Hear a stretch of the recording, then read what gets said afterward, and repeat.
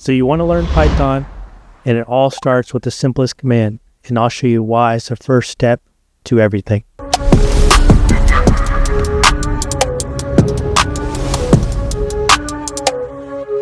All right, y'all, so the first thing we're going to talk about is print. So print is going to be huge when it comes to displaying certain text or values that you want within the application or whatever you may be building.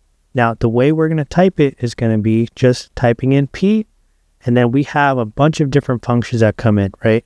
Now, natively, Python has about 70 plus within its arsenal. However, you can see print is going to be the first one that you see here, and print natively is going to be lowercase. And once I type out print or just P, I can scroll down to whichever one I want. I can press tab, and it'll automatically populate it, right? But now, in order to enable the function to allow us to be able to write something within the bounds of the print function, we have to open it up with a parentheses. And I have IntelliSense enabled in here. And what it does is it allows me to input something, and it's automatically going to give me, the last parentheses for this example. And then if I want to start writing my string, my text, within the print statement, I can put my double quotations, and it'll automatically display the second set of quotations as well. And print can also allow you to display numbers, and I can write 42, for example, but we're going to keep it simple for right now, and we're just going to type hello world, and everything that you're writing has to stay within the double quotations, and it has to stay within the parentheses too, because if you don't, it's not going to provide you the output that you want. And we're going to troubleshoot all that too. We're going to simulate all of them just so you know exactly what those error statements look like. But as a tradition, the first line of code that you always write is going to be hello world. All we're going to do here is type out print, open the parentheses, double quotation, hello world, put an exclamation point. You can put a period if you want. Anything else doesn't really matter here. And then we're going to simply run it. And once you run it, you're no longer going to see the function anymore, because print is saying, hey, provide everything within the bounds of these double quotations. And this is the output that you receive.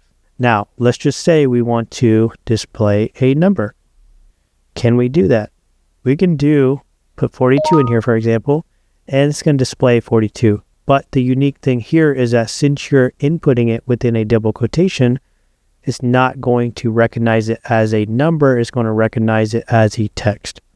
So in order to recognize it as a number, we want to simply remove the quotations. And now you can see the green highlight we have over the number, and we can run it again. And you won't see a difference here, but you'll know the difference here within the code itself just by how the highlight has been changed. Now let's go back to hello world, and we're going to simply remove our print statement, and we're going to try to run it just like this, see what happens. So now you can see there's no output at all, because Python doesn't know, hey, what am I supposed to be returning, because there's no function wrapped around it. There's no command wrapped around it. Now let's do print. And let's just do one parentheses, for example, and see what happens. So it's automatically going to give us a syntax error saying, hey, your parentheses was never closed. And the good thing about Python is that it's going to be pretty easy to read exactly what the error is. So it's going to allow you to pinpoint exactly where your problem area is so you can circle back to it. And same thing here. If we close the parentheses and we don't put the beginning parentheses, for example, we get the same thing, right? So same syntax error here, and it's going to pinpoint you to the area that you have a problem in. And then the last thing we'll do is we're going to delete the double quotations, and we're going to see if we can run that. And once again, same thing, right? Invalid syntax. It just means that you don't have a double quotation within your print statement, because this is supposed to read as a text, and anything that's a text has to have the double quotation wrapper around it. And if it's a number, you don't need that unless you want to recognize it as a text or string. You can also keep going on and just typing as you go. You can say, my name is Ray, And close that up. You can see how IntelliSense is kind of helping you write out something. So it's saying, I am learning Python. So you can just press tab and you'll automatically adopt that. And now we can just keep running lines over and over and over. And we'll press run. And now we have our output. Now let's just say we want to create a space between the lines. All we got to do is just type in print with no values. And we'll run that.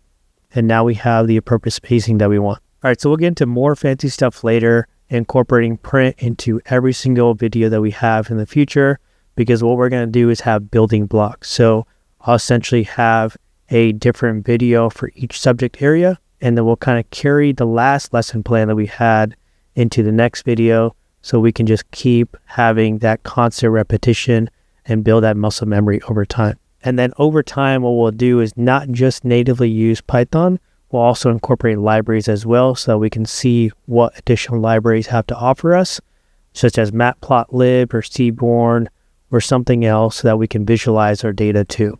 But with that said, congrats on writing your first line of code within Python. Hopefully this video helps you out. Leave a comment down below and let me know your thoughts. But as always, thanks for watching.